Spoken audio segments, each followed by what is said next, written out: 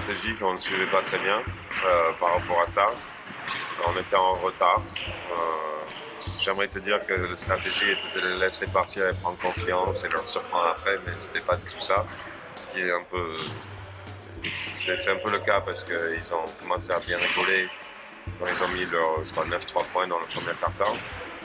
Ils en ont mis 11 sur 17 dans la mi-temps. Donc, je pense qu'ils ont bien pris confiance et qu'ils pensaient que ça allait se dérouler. Et puis, on a changé de stratégie défensive en deuxième quart-temps, chose qu'on n'avait vraiment jamais travaillé, mais qu'on a pu faire sur ce match-là et qui a bien fonctionné.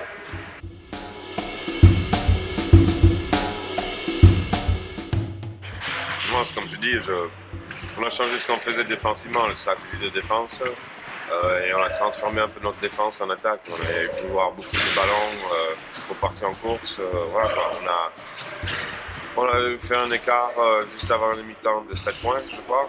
Et puis après, on a continué d'alterner quelques trucs défensifs qu'on faisait contre eux, qui s'avérait d'avoir marché sur ce match-là. Et ça s'est bien passé parce qu'on a pu courir.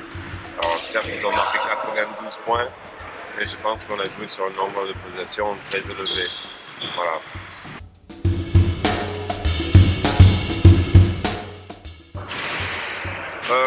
On est bien entré dans le match offensivement. Au début de match, c'était Caso qui tenait un peu la baraque, Casonas, Mantas Casonas. Ensuite, Adrien Timon fait une entrée tout de suite où il entre et il marque des points, il se met en confiance sur le terrain. Je pense qu'il rate un ou deux tirs dans le match. Il a provoqué beaucoup de fautes.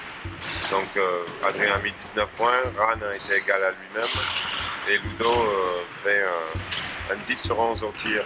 Eric a contribué sur le côté défensif. Fabien, tout le monde a apporté quelque chose là et on est resté vraiment positif. Mantas Virbalas a continué à encourager du banc, chose qu'on n'avait pas vu. Et Reginald Sims a trouvé sa place un peu sur le terrain en tant que créateur et scoreur. Et on a tout fait un peu comme faisait son prédécesseur.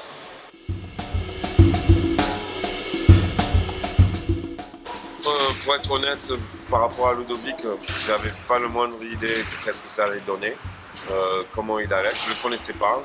J'ai été voir quelques vidéos sur lui avant que la saison commence pour voir un peu comment il jouait, pour avoir une petite idée. Mais comme je ne le connaissais pas à lui et je ne savais pas comment il se faire, non, je ne savais pas ce que ça allait donner. Sur Ran, il sortait de sa grosse blessure de talon d'Achille.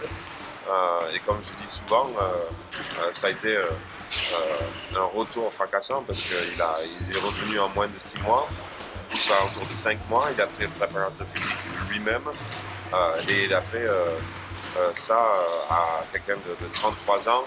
Il a fait ça vraiment de façon très professionnelle, je trouvais.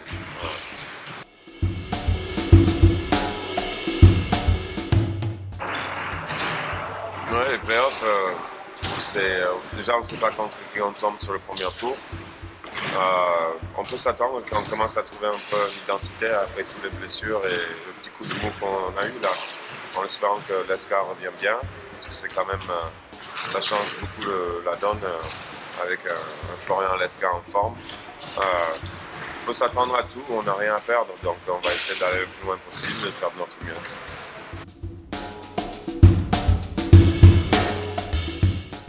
Grosse illusion, ouais, je comprends que c'est des grosses illusions.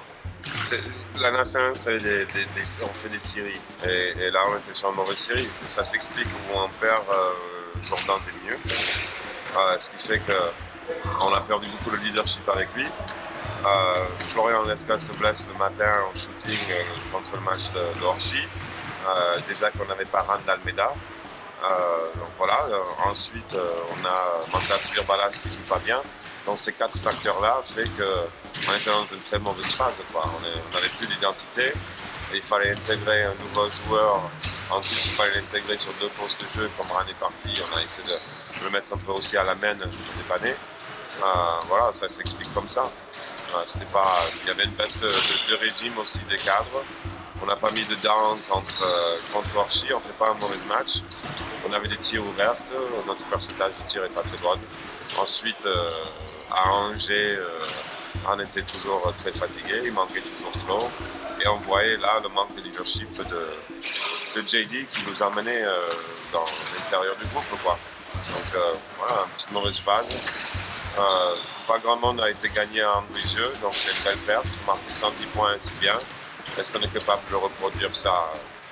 Certainement. Est-ce qu'on va le faire? J'espère. On est sur la bonne voie. Je vois que Flo reprend l'entraînement.